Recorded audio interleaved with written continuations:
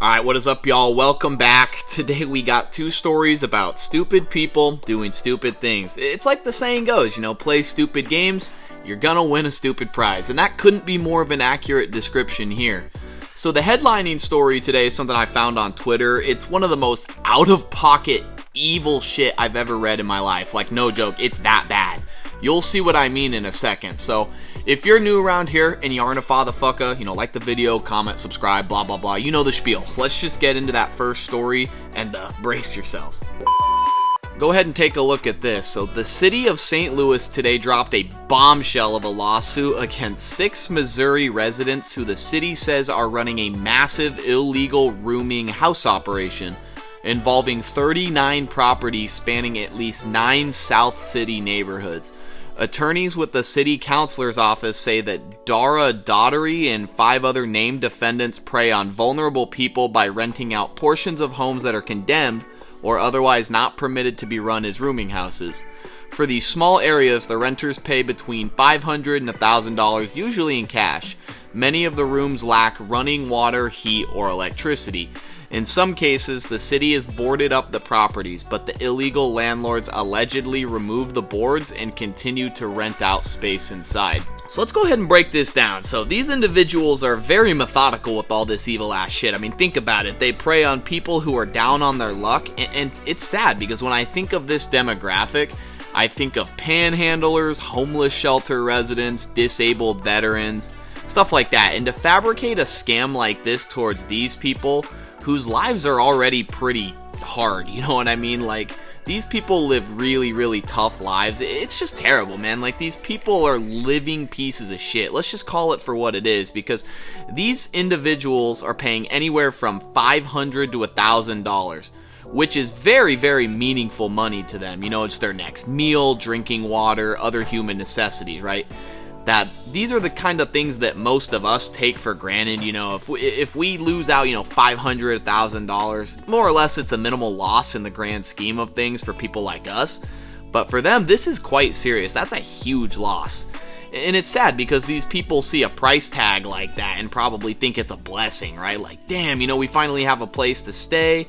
Somewhere we can get a roof over our heads. We no longer have to be subjected to the elements, but all along, it's just a big scam. Like, these people aren't even provided heat and water and stuff like that, obviously because these scumbags wouldn't draw the line at that, but when you just kind of think about their living situation, it's pretty much the same, but now they're paying for it and being scammed out of it. Like absolutely terrible shit. And then on top of that, they trick these people into moving in by illegally taking the boards off the home so they can't tell that it's condemned. Like, already they've committed so many crimes out here, just collecting crimes like it's goddamn Pokemon or something. Like, I swear, these people are like trying to set the world record speed run for most crimes and longest prison sentence. Like, this is gonna be crazy for them, and rightfully so, because these people are pieces of shit. So as if this story isn't dumb enough already, this is where it really starts to take a ridiculous turn here. So, though the suit does not specify how many tenants Daughtery and the others rented to, with discrete spaces and 39 properties being rented out over multiple years,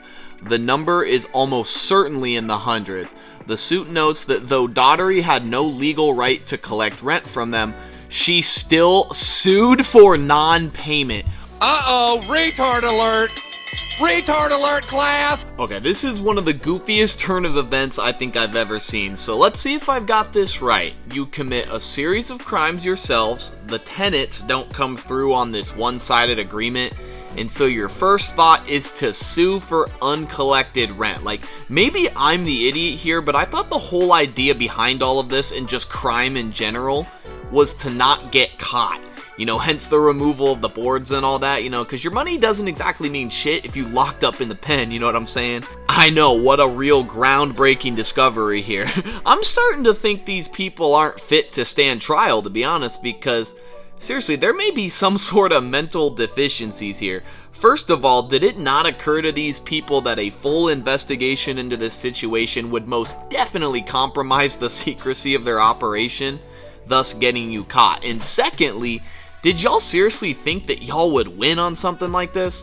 Like seriously, the 39 properties operated by the defendants have been the sites of shootings, carjacking, stabbings, carjackings again, I guess there were a lot of carjackings, fights, and even a kidnapping. Dotterly turns a blind eye to rampant drug use at the properties, and multiple suspected overdose deaths have occurred at the properties as a result, the suit says. So one more tally mark for yet another crime added onto all of this. The lawsuit says that Dara Daughtery has had as many as 38 active warrants for her arrest stemming from building code violations. Make that like, 5 crimes now?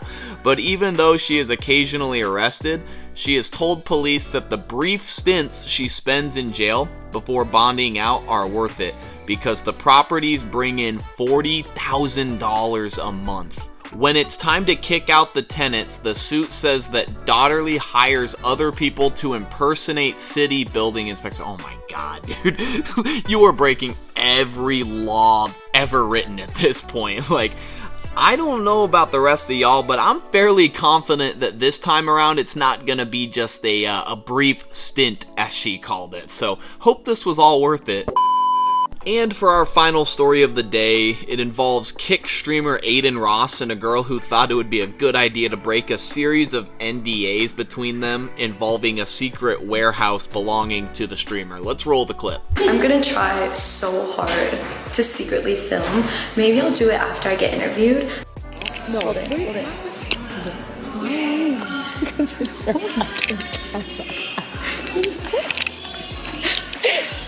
Guys, they took our phones from us. But like that, she has how many phones? I brought 2 phones because I had a feeling this was gonna happen. So an NDA is a non-disclosure agreement. So it's literally in the goddamn title. It's a legal document that states you aren't supposed to disclose any of the information. It's typically for the sake of confidentiality. And so to her, I present this oh so prestigious emblem of achievement, the Dumbass of the Day award. So now she's facing legal action from Adin because she went and posted the video to her socials. You know, who could have saw that coming?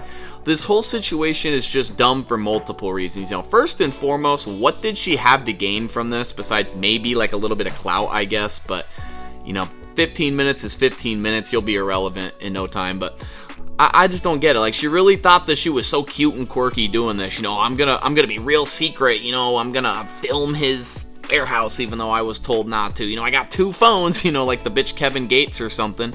Bitch, sit down. What was the actual point of this? I swear, these types of people are just rebels without a cause, you know, going against the rules merely for the sake of doing so. Not only that, but there's reasons you're signing these, you know, it's not for no reason. Maybe he wanted to keep the warehouse a secret for a future stream. I don't know. I don't watch him. I don't know if he's ever revealed it. But more realistically, these people are being doxxed, you know, both Adin and the people working for him. Like, I get it's just a brief clip, but there's some weird-ass fatherfuckers out there that could somehow figure out where his warehouse is and figure out the whereabouts of where he's at. You know, the whole thing could be bad. Under no circumstances should any information regarding the whereabouts of creators be revealed, especially for someone as big as Adin. And if nothing else, you know, he told you not to record, and you signed a legal document saying you wouldn't. So all you're doing is setting yourself up for a big-ass lawsuit. You know, it's an open and closed case, honestly.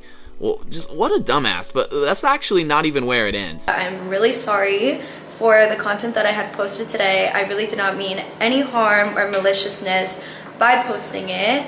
I genuinely came at it with good intentions, just lightheartedness and fun, and I shouldn't have done it in general, so I'm super sorry to everybody that was involved, and especially to Adin. I'm very sorry for any inconvenience that it brought you today and for the next coming future. I know now that I cannot be posting content like that because I don't want to invade anybody's privacy.